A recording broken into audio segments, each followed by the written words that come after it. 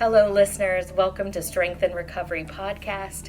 Today, I am sitting down with Vince Douglas. Vince Douglas is our Senior Alumni Coordinator at the beautiful Bracebridge Hall in Earlville, Maryland. He does an outstanding job working with our patients and alumni there, and he is unashamedly in recovery, and I just thought that he was the right person today to talk to us. August 31st is International Overdose Awareness Day, and this day was created to honor the lives lost to overdose and to help reduce the stigma associated with substance-related passing.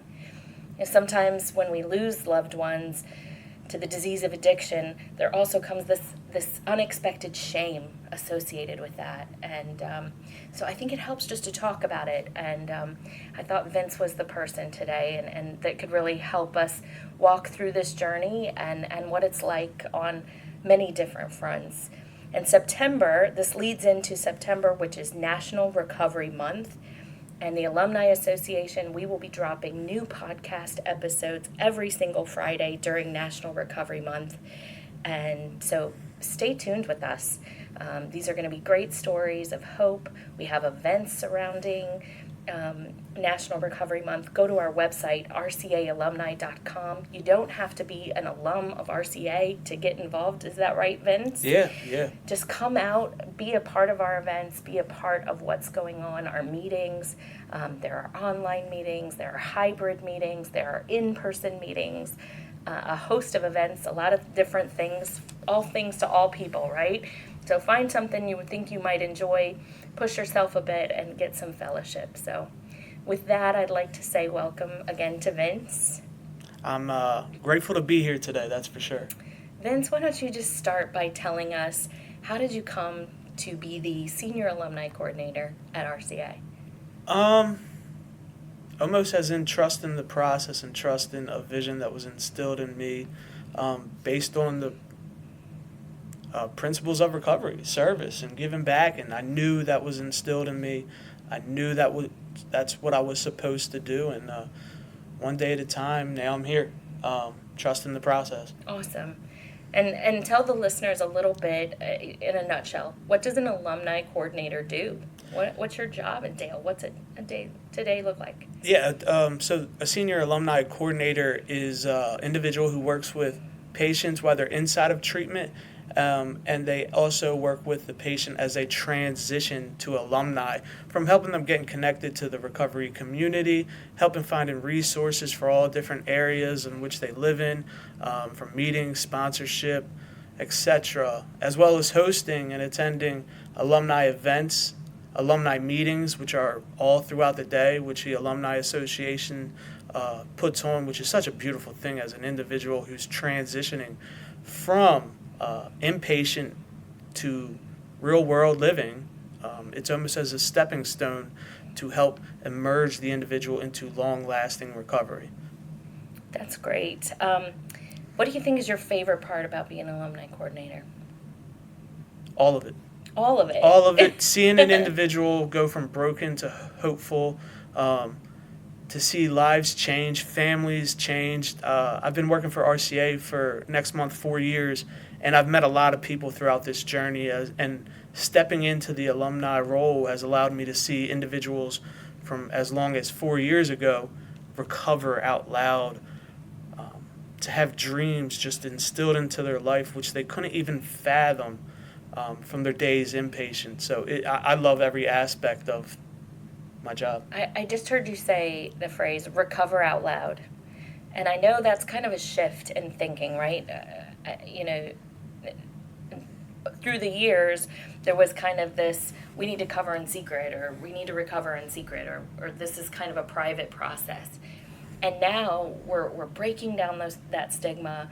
And people, is that what you mean by the phrase recover out loud? Absolutely. As I recover out loud, I encourage and inspire, and am in a position of hope for an individual to seek the same thing in which I found. And that's how I got into recovery, was a guy who was recovering out loud, inspired me, and so it just went means from there. you tell people you're in recovery. Breaking the stigma, yeah. Breaking the I'm stigma. not afraid to be exactly who I am anymore. As an individual in addiction, we're hiding aspects of our lives continuously, and there is an immense amount of stigma placed on the individual in the addiction as well as the individual in recovery. Talk more about that. So for myself, I was always getting in trouble, doing drugs at an early age, and it was all about a party, and I love the party identity that I got. Vince was a fun guy, but I took the party a little too far throughout those days, and I got into lots of trouble by chasing this party, if you will, and a lot of stigmas came to me as, my actions desired for the stigma to be there, essentially. And it continued to change for me, and I continued to realize that there was a real stigma on an addict using or an alcoholic drinking actively every day, and the individual who is willing to go to any lengths to get the next one. I was that person. And I was willing to do anything it took to get them. The stigma was, don't trust him, stay away. He'll never get it together. You shouldn't be with him. You're never going to make it in this life. You're going to be in prison for the rest of your life. There's so many stigmas that was placed and spoken over my position in life. Take us to the beginning. Like you said, that the party identity became your identity. Absolutely. But what was going on before that? Before that, I was just a kid, growing up, not really knowing I was in a lower income house, a rougher neighborhood, but I didn't know because it was normal to me. It was all I knew until, you get into middle school and you realize there's people with more than one TV in their house, and you're like, wow. And I would go home and ask these questions. I didn't really receive any answers until I put two and two together. Fast forward, I loved playing football, baseball, basketball. I love football.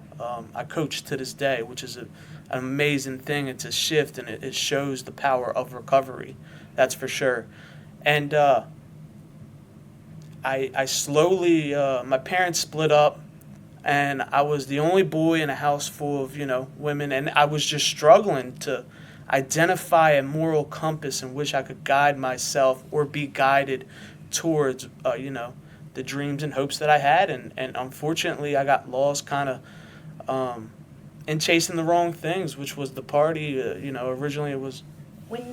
About what age do you think you made this transition? 13 years old. 13 years old, I shifted into wanting to become what I thought a man was. Mm-hmm. What I thought was cool, what I thought was popular, what I thought other people would like if I became this. I'm sitting here, and I think that's a theme, like that 12, 13, 4, like, interviewing more people and being in this recovery, around people in recovery, and I hear that age a lot, almost that preteen age and the early teens. What do you say to parents? How do you, and you're a parent now yourself, how do we look at those early, what can we do? What's prevention look like? Ooh, that's a tough one. I think open, honest communication is one of them. Not that my parents did anything wrong, I just chose to do wrong. I think unconditional love, lessons to be taught there. Unconditional also means hard love, right? Mm-hmm. Tough love, if you will. And be there for them, because there's been moments where I felt like no one was there, and that was obviously out of my own doing, but there's some times when you're not there is a little too soon to not be there, if that makes sense, Yeah. So. And so you're 13, you make this decision to go into the party. Was it immediately that this gets a hold of you, or was it kind of gradual over time? I would be lying if I said it was instant. I know I love the effects instantly, but I still had reason to put things before it. Going to school, so I would keep the party to the weekend. I would smoke weed and drink on the weekends. After our football games on Friday nights, hang out with the older guys, and you get a bottle and you chug this bottle around older guys. they think it's the coolest thing in the world. And them thinking it's the coolest thing in the world, you're going to believe it. You're going to feel so good about being accepted and acknowledged amongst peers. And you're willing to take it to different levels to prove to them who you can be. You know, I've always had this little piece inside of me that had to prove what I could be. That affirmation. Yes. You know, my dad wasn't, not that my dad wasn't there, but my parents split up and I stayed with my mom full time. And to hear older guys' approval, acceptance, and affirming, you know, what I'm doing felt amazing. Felt like a drug itself for me. Fast forward a little bit, I chased this full time, and you know what I realized is that you can make a living off of selling drugs, which is what I did at the time. At 15 years old, I was, you know, gave up on school, dove into the drug life and drinking life tremendously, and you know, I always thought it could never happen to me. I have too much knowledge about this thing, you know, not me. And that's a theme throughout my whole addiction, not me. I would mark lines in the sand, cross them, make a new line, say not me, right? Have a position in which I can compare myself out to. I'm doing pills and they're doing heroin, so I'm better off, which is, you know, I think an individual as they progress in their illness and addiction, they do that mentally inside. I didn't say it out loud, you know, but inside my head it justifies my continuous use. And when do you go, I've got a problem? This is the I've changed my identity and this really isn't who I am. I think I've had sobering thoughts throughout my drinking and drugging. One was being kicked out of, you know, home at 17 years old. You know, an average or normal person, if you will, who doesn't suffer from this direct disease, I should have been thinking, wow, I've really, you know, messed things up, because this is where my life is going at 17 years old. You know, my whole family is trying to help me do interventions, and I'm denying all of it. And in my head, I'm thinking that I'm right and all of them are wrong. And these are the consequences. But instead, I point the finger at my mom and my family and say, you guys don't love me. What kind of mother puts her only son out on the streets? What mom does that? You don't love me. That's not an act of love. Looking back in hindsight, that was the biggest form of love she could have done. Try to open my eyes to the realization of my behavior, my addiction. All my actions led me to that moment. Talk to a mom right now who's in a situation where they got to make a hard choice. What would you say? I think each situation is a little more tricky. You know, don't enable, but love. Encourage, inspire, help, but don't enable. What did enabling look like for you? Oh, man. My mom got hip to the game because I was, you know, a raging addict straight out of the gate, 15 years old, fully addicted to Oxycontin. Began manipulating my mom into what I would do if she didn't give me money, and she would do it, and then eventually, you know, she had to understand what I'm doing to her. In her eyes, she thinks that she's helping her son not go into jail, right? Because I would rob houses, and my mom didn't want me doing that. I'd rather give my son money than not have him rob a house. That's a rational thought, but it's also enabling me from seeing the truth about myself. So allowing your loved one to experience consequences. I think so. That's tough. Absolutely. Especially as a mom. And I understand that as a new father today is like, I'm going to have to let my son experience the consequences, whether it's telling a lie or taking a piece of candy without permission, whatever it may be, right? There's lessons there, you know? So the drug use progresses. Yeah, the drug use progresses, and now I'm not just threatening to do these things in which I talked about. I am actually out there, homeless, couch hopping, however you want to look at it, not living at the address of where my license says I live. and I'm doing every and anything I could do to get that next one. I would sacrifice my morality in chase of it. And I think in active addiction and alcoholism, we are willing to sacrifice our morals and our values to find the next one. It's a deep dive into truly sacrificing a different position. And for myself, I would rob houses, and eventually that caught up to me, and I landed in jail at 18 for robbing a house. And I remember calling. And now you're an adult. And now I'm calling my mom, please help me. But I didn't want that kind of help before. Mm-hmm.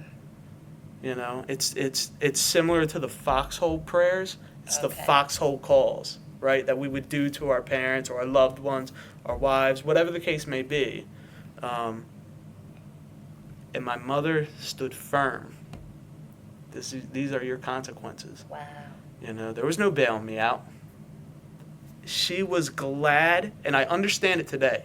I was so mad she said this to me. She said, I sleep better at night knowing you're safe in there.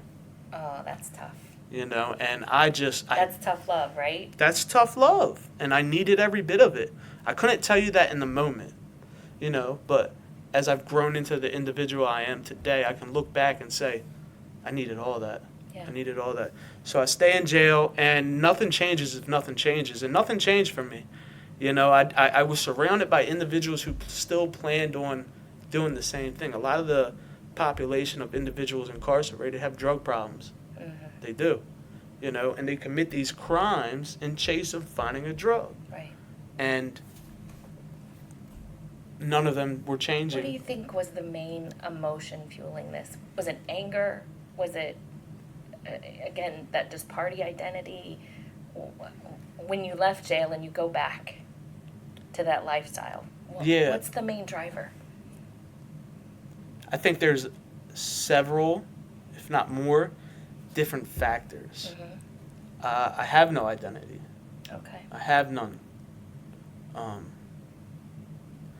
Sobriety. What happened to the party when it didn't fit anymore? Once the party was gone, which that happened at 16, I realized I am a problem. I did realize that. Okay. I just didn't care. I didn't care because I'm selfish. It's all about me and how I feel. I don't care how you feel. That's who I am in my addiction, right? And that's what I continued to chase, what Vince wanted to do. Didn't matter if it hurt me or other people. Did it make me feel better? Did I like it? Did I like this? Did I like that? You know, and you also catch a physical addiction to it. Mm-hmm. My body is dependent upon it, right? My mind becomes dependent upon it, and throughout all of this mess that I've created, drugs and alcohol become the solution to Vince. It becomes my solution to living, you know? It becomes my higher power. It becomes my identity. So today, August 31st, International Overdose Awareness Day, you said that you didn't mind talking about that. No, Tell us not about at all. The first time you overdosed. The first time I overdosed, I was, this is towards the end of my run, and I would seek help. How old are you? At this point, I'm 26. 26. Yeah, so 2-time felon, I'm homeless, I'm sleeping in this truck that I had, you know, like my most valuable possessions, this is the insanity behind it, were DVDs. Sitting next to me in the passenger seat. DVDs, not even in the original case. I don't know, I just had sick thinking. I would give everything away, trade everything, but for some reason I clung to DVDs.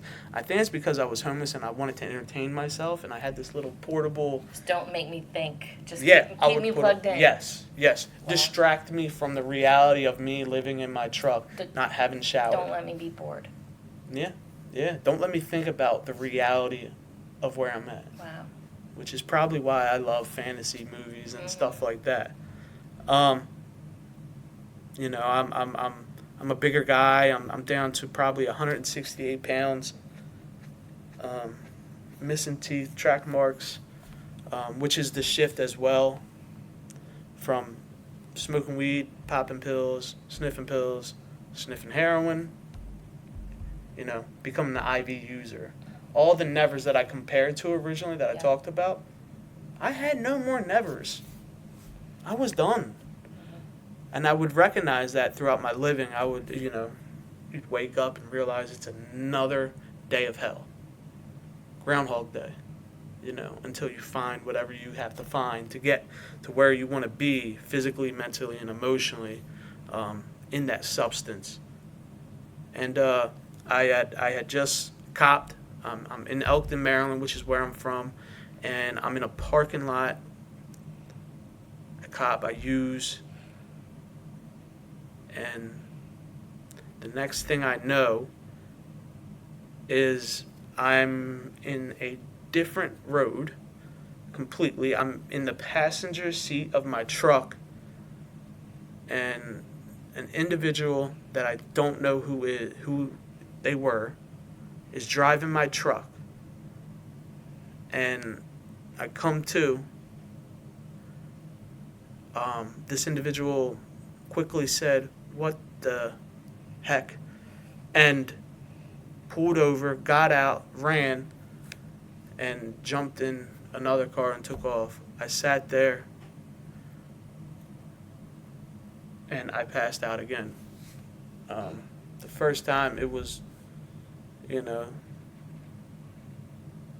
I was unconscious for a good amount of time because I remember when I parked.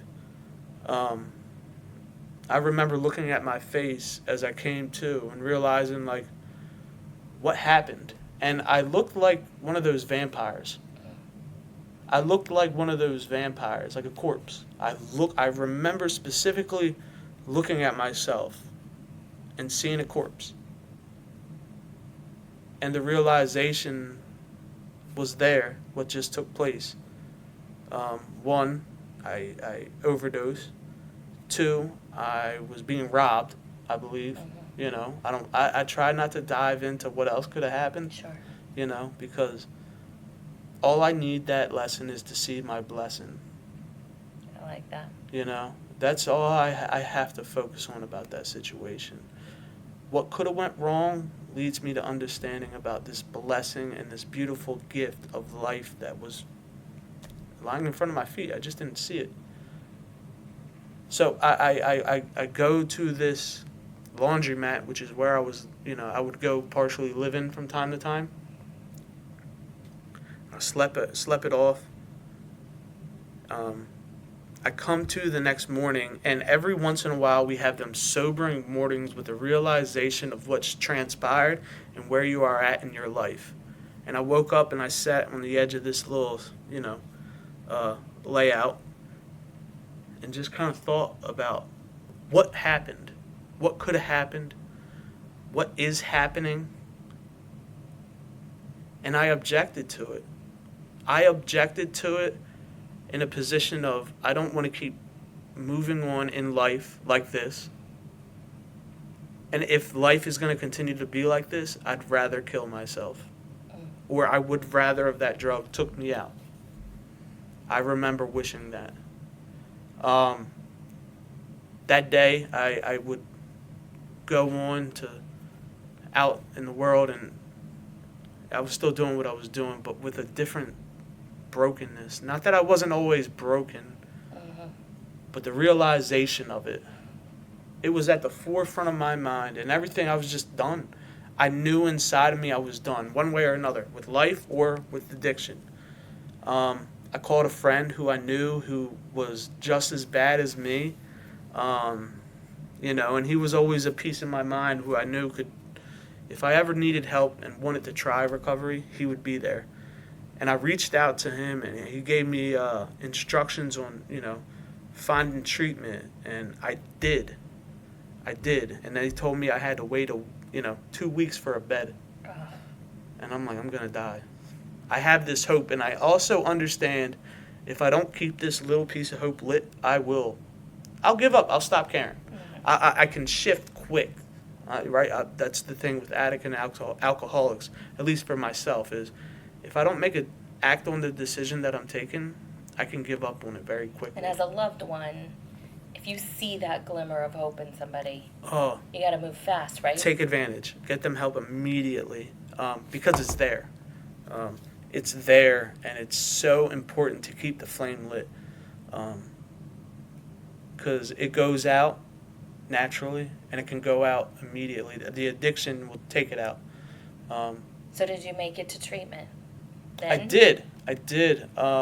I burned all my bridges, and I have this little 5-foot grandmother who, God bless her, she answered the phone and said she's never let, and she has probably 18 grandkids. Wow. Has never let any of them into her house to stay overnight outside of when we were kids. We're all grown now. I'm 26, 27 at the time, and I said, Grandma, no one's letting me stay with them. I've burned all my bridges. I have a date of where I'm going to rehab, but if I stay out here, I'm going to die. I told her those words. She said, son, honey, come here.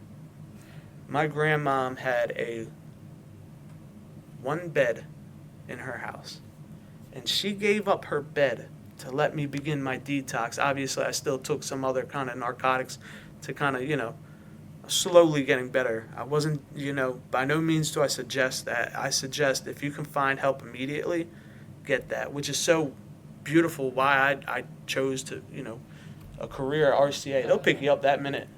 24 you don't hours have to wait a day, 7 days a week. You don't have to wait 2 weeks like I did. Yeah. Because trust me, I had times in those 2 weeks where I wanted to give up. Sure. I saw it easier just to go back to that way of living and accepting it. My mom, she took the phone. Your mom, I love that. Yeah. That's good. Shout out to Mom Douglas. We all need moms, yes, don't we? Do. Yes, we do. The nurture, the care, the love is everything I needed, and God put my mom there to help guide me through one of the toughest battles in my life. 2 weeks came up. My mom picked me up because, I had no, my car was done at this time. I mean, bungee cords to keep the doors from flying open when you hit a corner. I had to put air in the tires probably 5 times a day. Yeah. No license or registration, and, I just kept going. My mom picked me up, and we took this long route to this treatment facility, and I get there, I unload my stuff, and the conversation on this 1.5-hour ride was me just trying to have small talk, and my mom just sick and tired of me, which is okay. I would be sick and tired of me. I get it, and in that moment I had the realization of who I've been to my mother. I've done incredible and absurd, tragic things to her and my family members in my addiction. And I accepted that in that moment. And I got out of this treatment, I got out of the car, and I put my belongings, which was a trash bag and an Adidas bag that my mom bought me because she knew I didn't have any luggage. I still have that Adidas bag to this day. And I loaded onto this cart, and I'm about to walk into the state treatment center. And I look at my mom, and I say, I'm going to do it this time. She's looked at me, and she says, son, you say that every time. And left me right there. And I was that 17-year-old kid who just got put out of the house again. That was my immediate thought, because I immediately think about myself. Abandonment. Yes. And I was like, what kind of mom says that? Don't you see me trying? Don't you see me? I'm here. I'm at the door. But instead, I accepted that as the truth and the reality of who I am. I'm a liar, a cheater, a stealer. I'm a thief. I'm selfish to the core. And I walked into that treatment center next to a security guard who said, you must have really messed up, son. And I was like, wow, I don't want to hear that. But he was right, too. And, that's how I landed on this path. That's the very beginning. And in this treatment center, I was just broken. I was so beaten into a state of reasonableness that I was willing to listen to what anyone had to say about getting better. I'd listen. As simple as that. I was open to it, And I was honest about where I was at. I wasn't lying to myself or anyone else anymore. I was just I sat down with the intake guy. I was utterly honest. And I've sat down with intake guys before. I would always minimalize it, make it look different, whatever the case may be, which is, odd, because here's an individual who's trying to help me, and I'm lying. Why? Do I want the help? I should be honest. And the path forward has been such a beautiful journey that I'm truly grateful to be sitting here today, to have went through everything I went through, and to be grateful for all of it. And it sounds, I know, like, people say, okay, you went to treatment and life got fabulous. That's what, but there's a lot of in between. Oh, yeah. Right? Oh, yeah. It wasn't an easy journey. No. I had to deal with the consequences of all my actions in recovery. It wasn't just I went to treatment, things got better. Things felt better. I can say that. You feel better about your situation, perhaps, or about yourself. I still had to deal with the reality of I'm homeless. I'm homeless. I have nowhere to go. Mom and Dad ain't letting me back in. I haven't lived there since I was 18. They said, son, you got to go to a halfway house. And I didn't want to go. But then I realized I had nowhere to go, so I went. I went to a halfway house with, these few clothes that I had. I was grateful enough to, I began my journey picking clothes out of what we call a dead man's pile. The church had donated clothes that came from, men who had passed away. The wives would come and drop these clothes off, and this church would donate the clothes to the halfway house to help, individuals find in recovery. And I remember picking clothes out, and I wore a shirt and a pair of jeans and a pair of boots to my first interview. They told me I had to get a job within 2 weeks, and I walked around this town that I had never lived in, and, got a job, at a lumber yard making $9 an hour, in which I had to walk to work every day. First 6 months of my recovery was humbling. This is a lot about recovery. Despite what I think or how I feel, I got up and went. Discipline. Yes. First time? Yes. I didn't hold jobs. I didn't hold jobs at all. The longest job I had was 2 months working at Acme. From my whole life, up until I was 27. I got sober October 20th, 2015. And my whole life I had a 2-month job.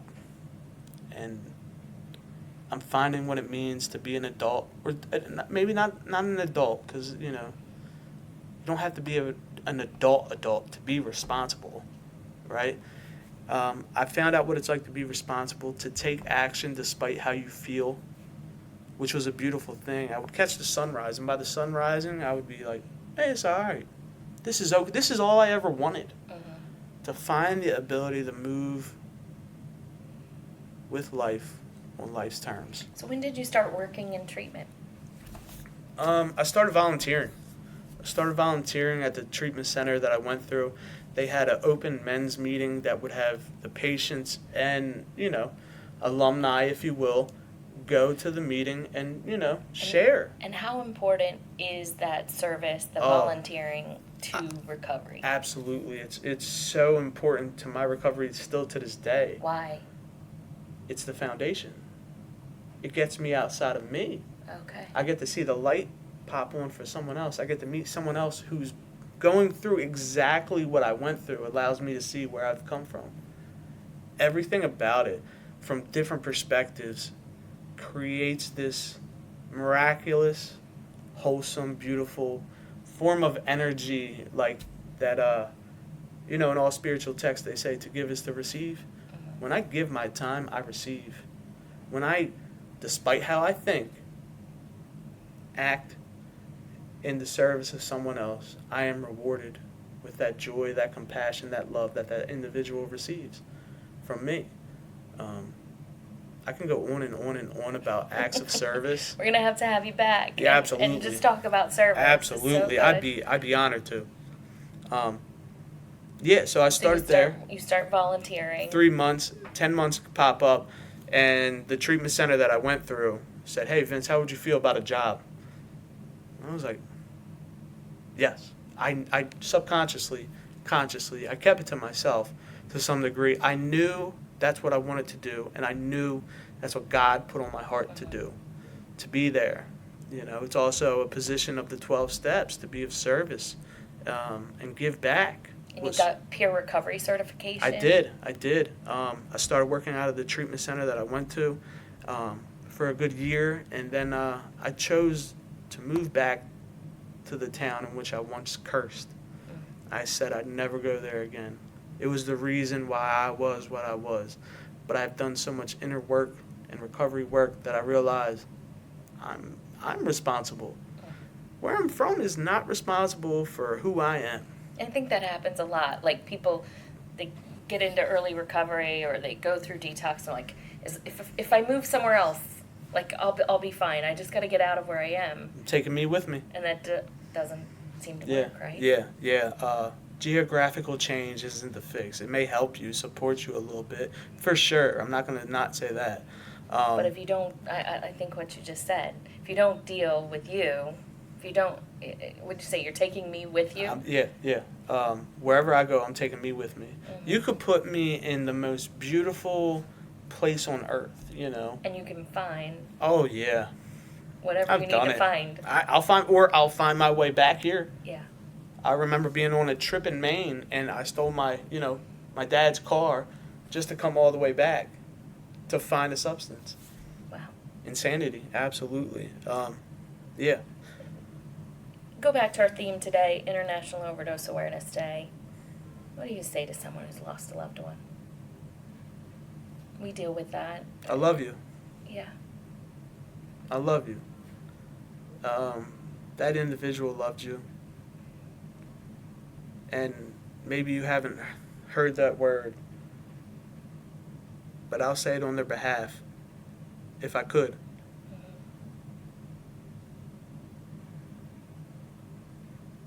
I know that word isn't going to take away pain, isn't going to take away the questions. Even if you understand the disease, it's just, there's still the why. It's still going to sit heavy. Still going to be hard to accept at days. I have many of friends and loved ones who I've lost as well, and I think back to what I would need to hear.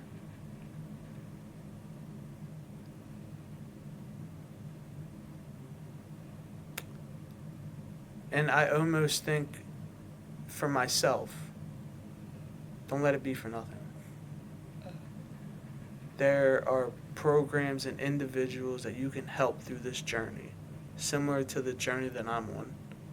There are other people who are gonna unfortunately lose loved ones. It's the nature of this thing, and be open about it, because that person, it seems like they got it all together.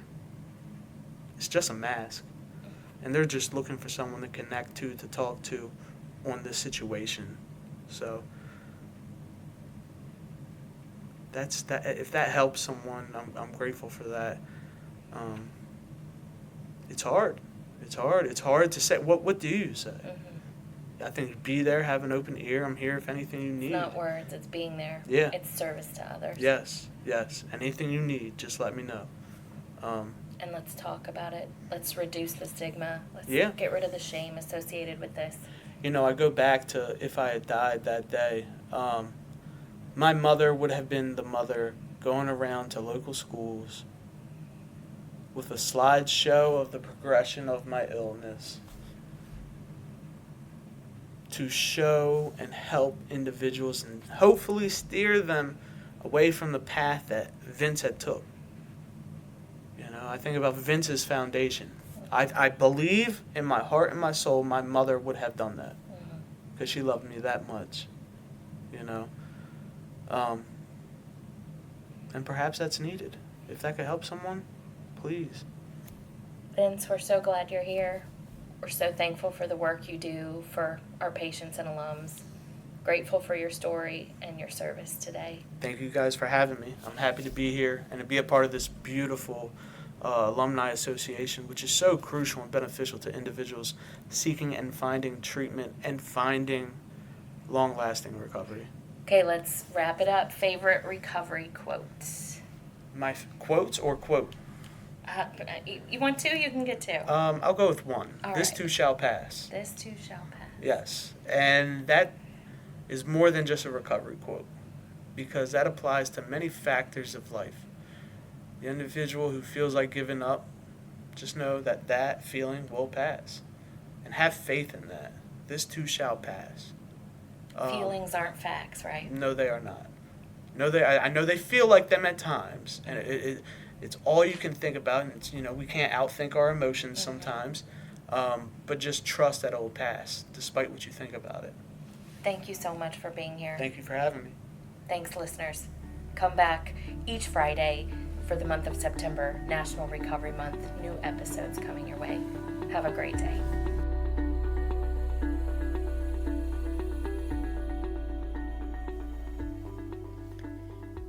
Thank you for joining us today for the Strength and Recovery podcast. Real people, real experiences, real hope. This podcast is presented by the Alumni Association of Recovery Centers of America. If you're interested in learning more, visit rcaalumni.com. Here, you can fill out our web form to make sure you're receiving our daily recovery emails and are notified of special events. The Alumni Association of RCA exists to connect individuals to an active recovery community. It is our goal to work with alumni to help them succeed, belong, and ultimately serve others. We help our alumni succeed by hosting more than 120 recovery support meetings per month, with both virtual and in-person offerings of big book studies, speaker meetings, beginners meetings, Monday through Friday daily inspiration meetings, meetings for men and women, and faith-based meetings. Second, we create a welcoming community that provides a sense of belonging with a full calendar of events each month. Speaker series, barbecues, holiday celebrations, bowling, sporting events, theater shows, and much more. Thirdly, we provide an opportunity for our alumni to serve both the recovery community and in our local neighborhoods. We offer speaker commitments, chair commitments, mentoring opportunities in our facilities, volunteering at food banks, recovery, and overdose awareness events. We look forward to having you with us again soon. Recovery Centers of America provides inpatient and outpatient treatment and has locations in Massachusetts, New Jersey, Pennsylvania, Maryland, Indiana, and Illinois. Recovery Centers of America, or RCA, was founded to break down barriers to expert treatment. We answer the phone and admit patients 24 hours a day, 7 days a week, 365 days a year, are in network with major insurance providers, and provide evidence-based treatment in our world-class facilities. If you or someone you know needs help, call 1-800-RECOVERY and know we are here for you.